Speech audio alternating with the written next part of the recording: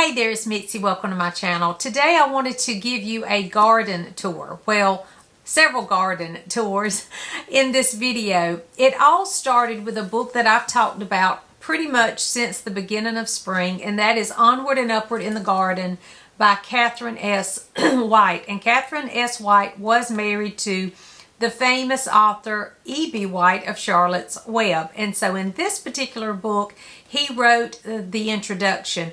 This book actually came out after she had passed away. He had all of her essays and articles that she had written for The New Yorker about gardening, and so he compiled them into this book. And I'm so glad that he did, because this has been such a favorite read for me this year. And I've talked about it already in a couple of videos. But today I want to talk about the garden tours that I took like 2 weeks ago. I think it was 2 weeks ago in Charlotte, North Carolina, because of this book. Okay, so have you ever read a book? Before I forget, I want to ask this question, because I do want you to leave comments about this and let me know, because I have a feeling that there are a lot of different places you've discovered through books. So the question is, have you ever visited a place after reading about it in a book? And if you're a book lover like me, yes, you have, or you want to. And so that's what happened with this book. So I was reading along in this book. I have tabbed this book up so much because she talks about all of these different nurseries all over the place that she used. The catalogs where she would buy the seeds for her own garden, and then friends that she met along the way, new books that were published during that time about gardening. And these were written, she wrote for The New Yorker these particular pieces like the 1950s and 60s. And so she had a lot of friends who were writing gardening books, or they would send them to her for, to review and different things for The New Yorker. So she talks about all of that in here. And so of course I tabbed it up, because now I'm interested in reading a lot of these books, since I enjoyed this so much this spring and summer. So anyway, I was reading through this book and I came across a book that she mentioned called A Southern Garden.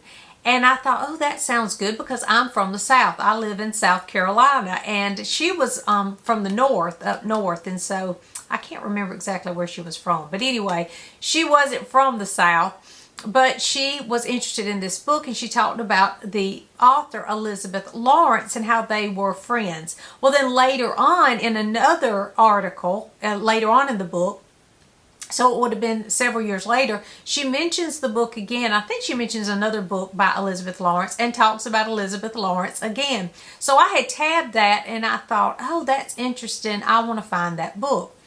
Well, this was like a week after I had read the next part about A Southern Garden by Elizabeth Lawrence.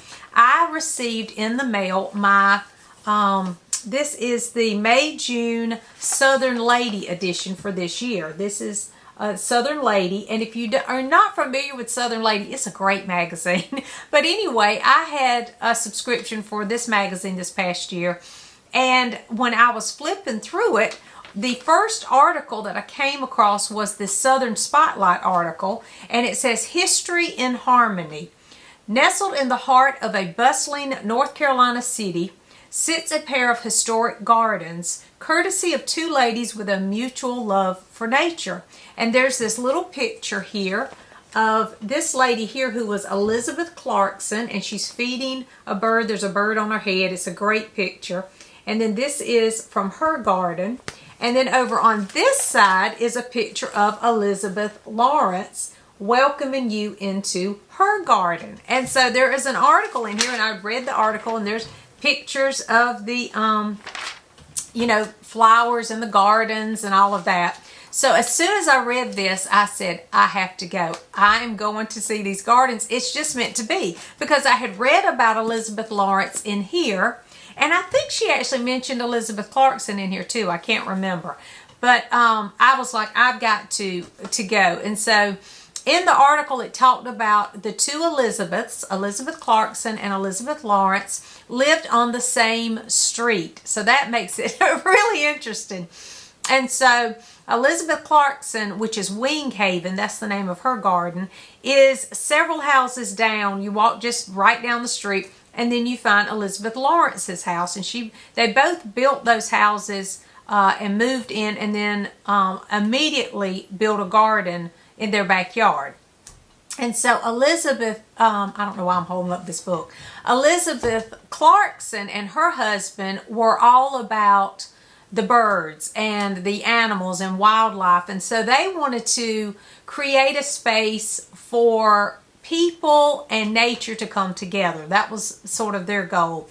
And so they had their garden, and then right down the road, their neighbor, Elizabeth Lawrence, was a botanist. I think she was the first woman to graduate from one of the North Carolina colleges with a botany degree, I think. I think that's what it said in her little pamphlet. But she was a botanist, and she had lived in Raleigh, North Carolina, I think, and had a garden there. And that's when she wrote A Southern Garden. And then she moved to Charlotte, and she started another garden there. And so I told my husband, I said, we have got to go see these gardens. We decided to find a place to stay in Charlotte, and I just looked up places near there, and Duke Mansion came up. Well, Duke Mansion has gardens all the way around it. It's full of gardens. So I said, well, that's perfect. So that would be 3 different gardens I could tour. We went to the Duke Mansion, and it was beautiful. It is such a beautiful place. If you're looking for a place to stay that's quiet and has a beautiful garden, Duke Mansion is a historic mansion where several families lived. They lived there, and I can't imagine living in a house that huge. It's like, what do you do with all these rooms? This couple was going to take the Duke Mansion, and they were going to create condominiums out of it.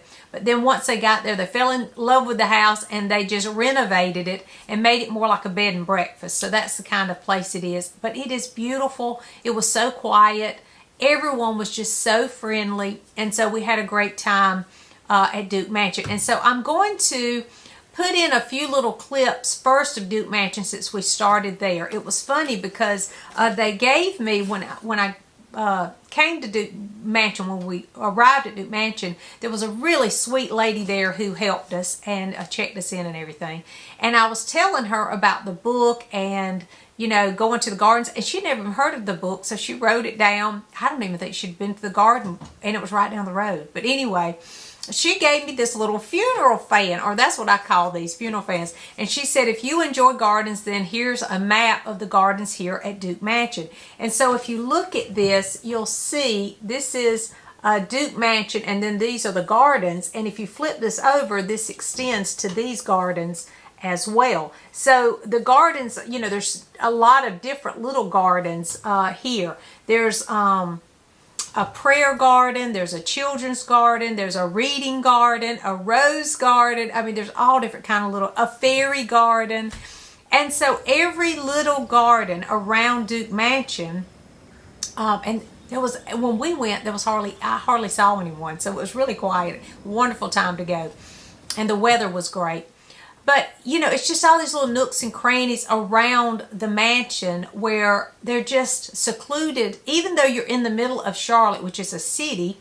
And, you know, you can hear the cars and things, but it's not, it's quiet, it's peaceful because of the way that they have created these shrubs and hedges to create the gardens. And, of course, they have some brick walls and things, too.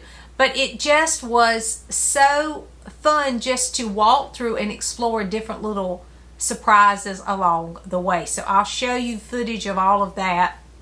And I love the reading garden because in the reading garden there was a little free library, and so I had books in my car because I keep books in my car to donate anytime I see a little free library.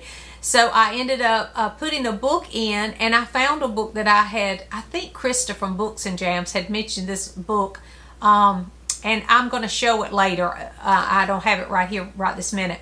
But she had mentioned a book called, I think it's called The Frozen Lake. And so it was in there, and I thought, well, I'm going to pick that up and, you know, exchange it. So I put an Agatha Christie book that I had a duplicate copy of in there So somebody got a really good surprise because it was a vintage hardcover Agatha Christie. But anyway, I loved the reading garden. It was beautiful. There was a fountain, and then the fairy garden was sweet.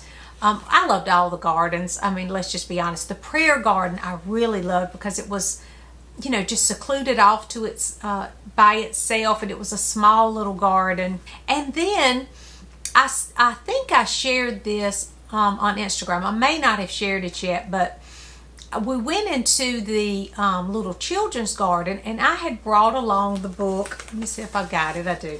I had brought along this Beatrix Potter book because I had finished Onward and Upward, and I thought this would be a good one to take because I had found this just recently at a thrift store.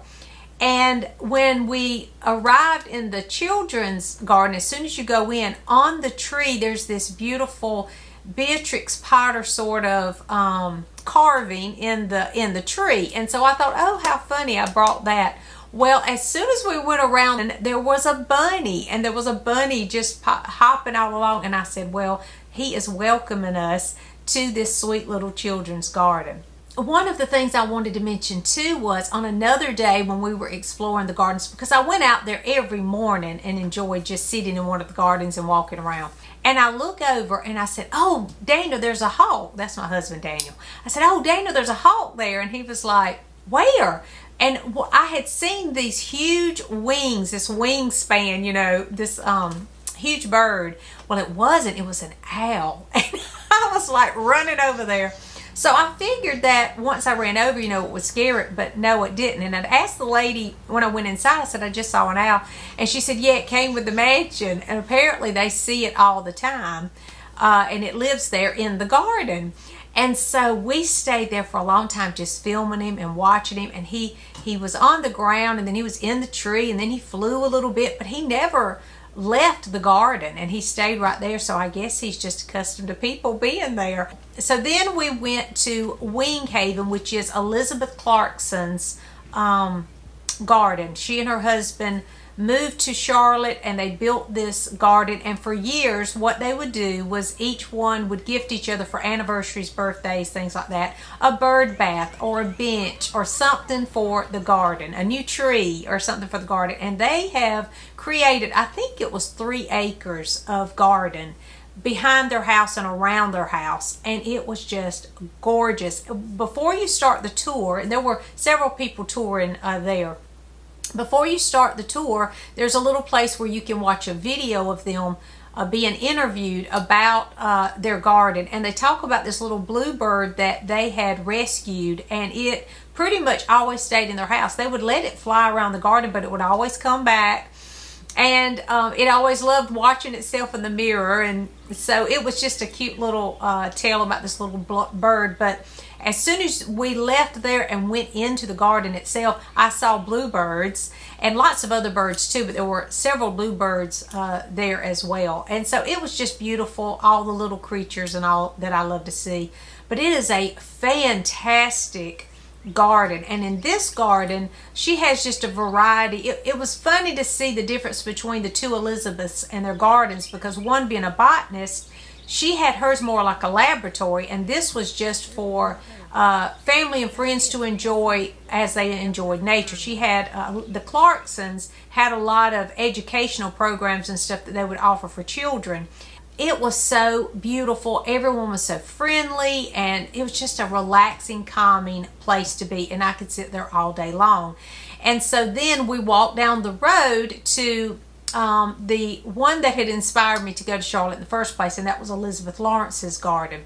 And hers is very small. It's a very small little plot of land behind her house that she built the house, and she built it in a way that her office faced the garden. And so she has this huge window, and I loved it. I said I could sit there all day long. So she could watch her garden grow. And because she was a botanist, it was her laboratory.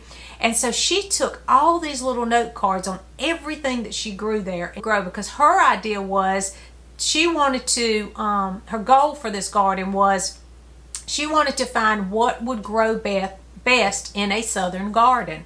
And so before I left, of course, I had to pick up a southern garden. This is the book, and I was talking to the man that was the tour guide for this garden, for the Elizabeth